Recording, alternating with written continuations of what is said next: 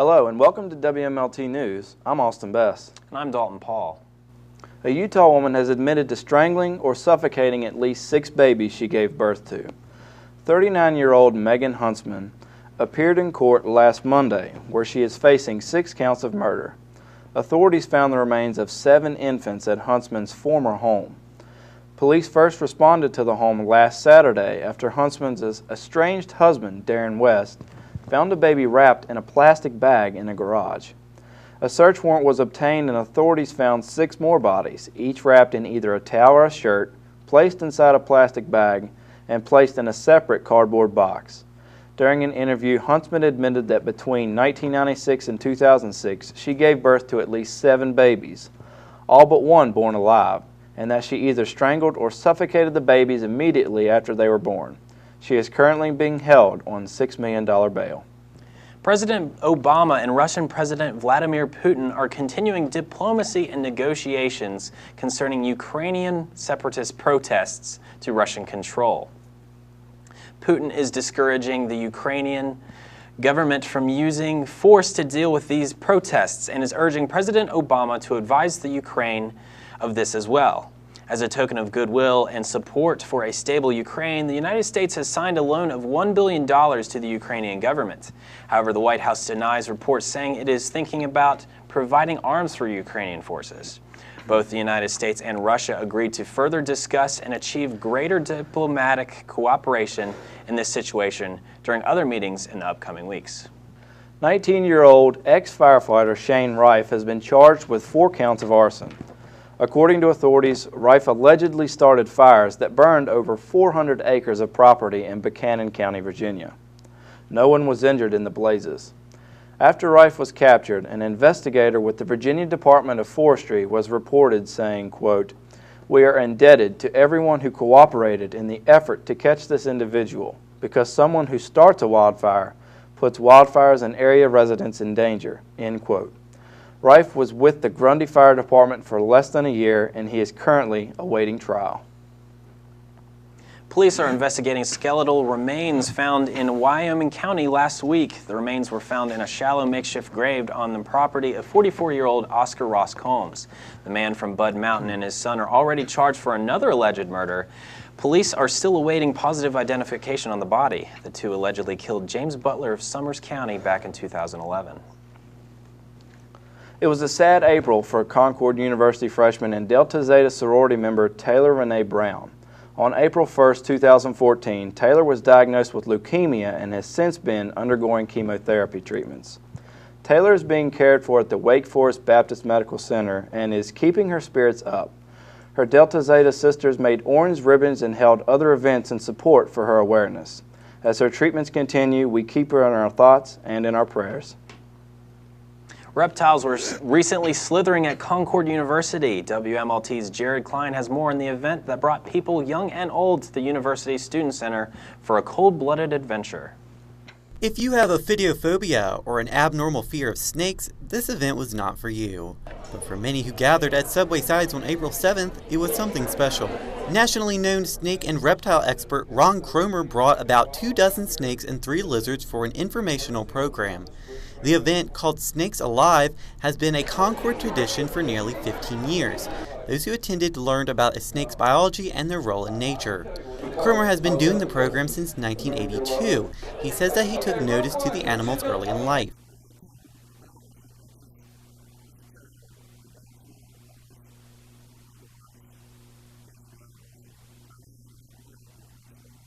After learning about the snakes, audience members got their chance to handle them. The grand finale was a giant python that took at least 6 people to hold. The crowd seemed pleasantly surprised by the friendliness of the beast. After the event, Concord student Corey Haynes said he enjoyed his time. For WMLT News, I'm Jared Klein in Athens. Stay tuned. There'll be more WMLT News after the break.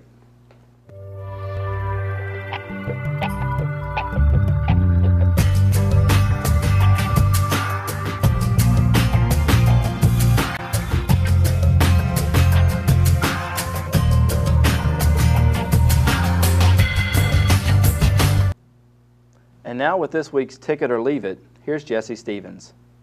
Thanks, guys. Earlier this year, the movie Ride Along hit theaters. This movie tells the story of an Atlanta police officer named James Payton and his sister Angela's boyfriend, Ben Barber. James is not at all in favor of the relationship between Ben and his sister, but when Ben gets accepted to the police academy and asks for James' blessing to propose to Angela, things get real.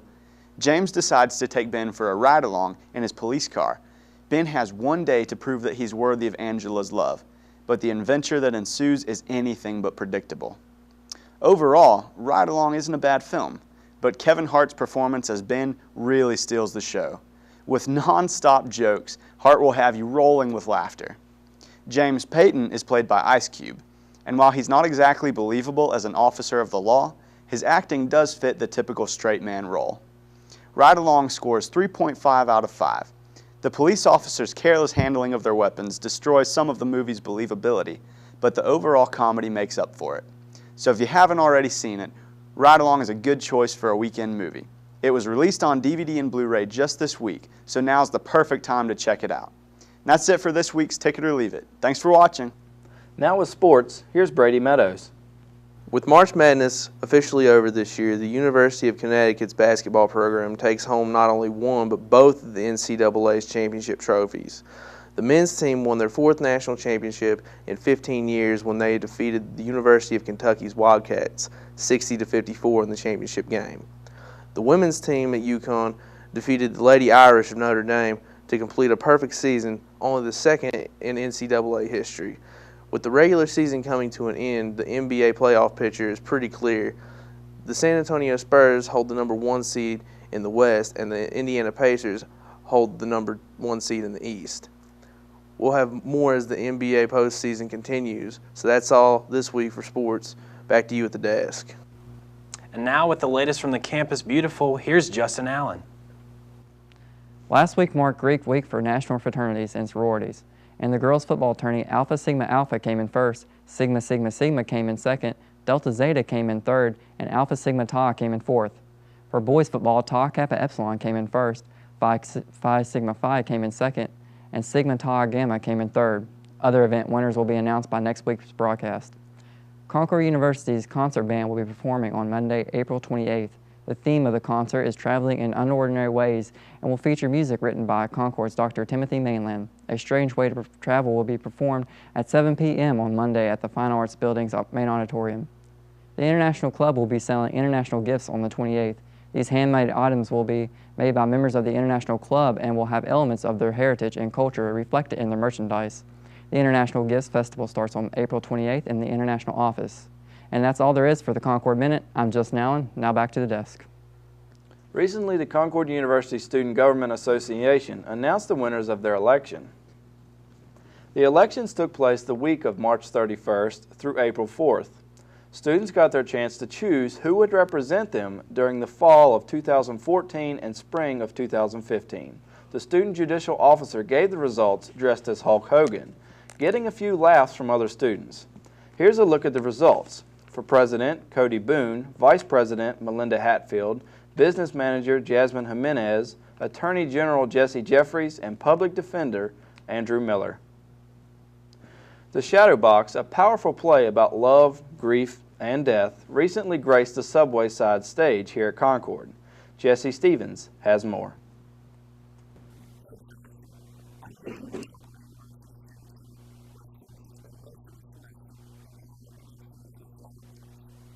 Concord University students and Athens residents had a special opportunity last week to see a play that was directed by none other than a CU student.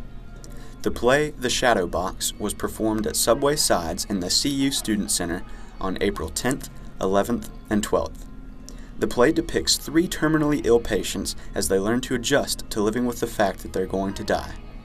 The play's cast was comprised entirely of CU students and alumni, and it was directed by a Concord senior named Greg Stamp.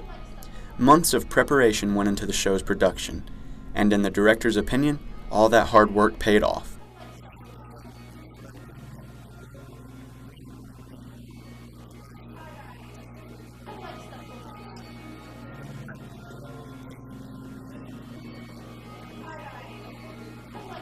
Over 100 students came out to watch the show as it was performed over the course of 3 nights.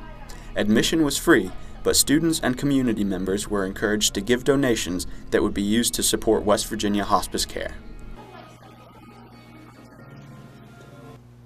The 50-year anniversary of the Beatles happened not too long ago. The community members, faculty, and students at Concord enjoyed some of their classic music just last week. Austin Bess has more. Hey Jude, here comes the sun, and I want to hold your hand. These were just a few songs people in attendance were treated to when the Liverpool Legends rolled into Athens, West Virginia. The tribute cover band entertained over 300 people, ranging from old folks to young college fanatics. They explained why they do what they do. You're a fan, right? You're a fan, and we're fans too. So I don't know. It transcends. All we're doing is giving people a chance to see what it might have been like since they're not around anymore, you know. The band performed for nearly 2.5 hours in the Carter Center. Tickets were sold to community members for $10 apiece, and Concord students were admitted for free. The band is the closest representation of the Beatles, and the members were hand-picked by Louise Harrison, the late sister of George Harrison of the Beatles. They have performed in places like Carnegie Hall and the Cavern Club in Liverpool. Andrew Soljet, director of student activities, has brought in 2 big-time concerts in the past 2 years he has been in charge, Badfish and now the Liverpool Legends. He expressed his thoughts on the performance.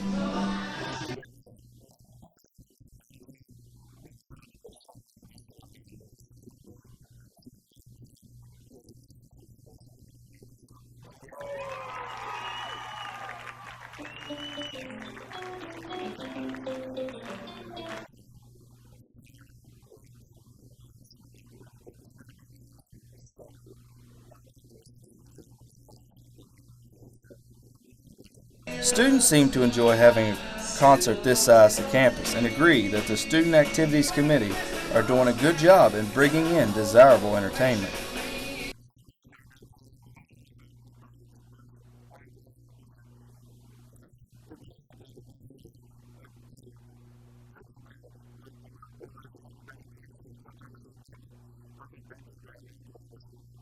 Andrew Soljet also elaborated on what he is trying to do for the following year.